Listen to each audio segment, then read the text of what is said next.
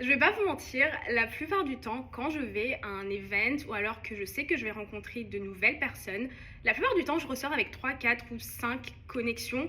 Et ça, c'est parce que je pense que c'est parce que je suis une personne qui est approchable. Et je vais t'expliquer comment toi aussi, tu peux le faire.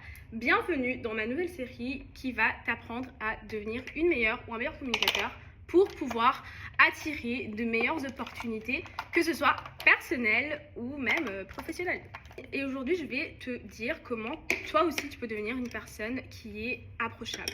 Un truc qui fait énormément la différence, c'est le fait que ton body language, ton langage corporel, est l'une des choses les plus importantes que tu puisses apprendre à maîtriser. Et je vais t'expliquer pourquoi. Le langage corporel fait beaucoup.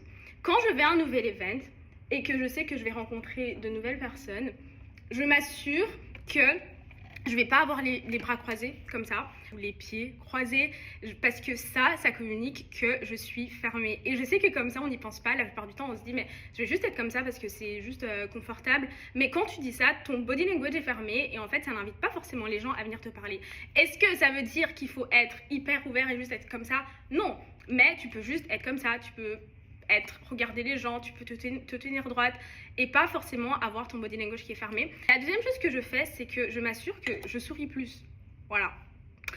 Tu peux être la personne la plus sympa si tu as un visage fermé. En fait, il n'y a personne qui va vouloir t'approcher.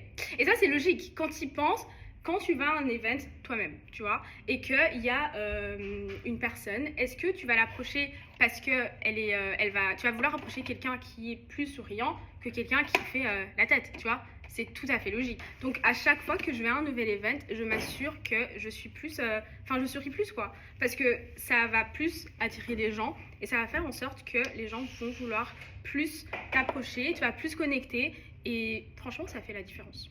La troisième chose, c'est un peu plus logique, mais il n'y a pas beaucoup de gens qui le font, c'est ne sois pas sur ton téléphone quand tu es dans un nouvel event.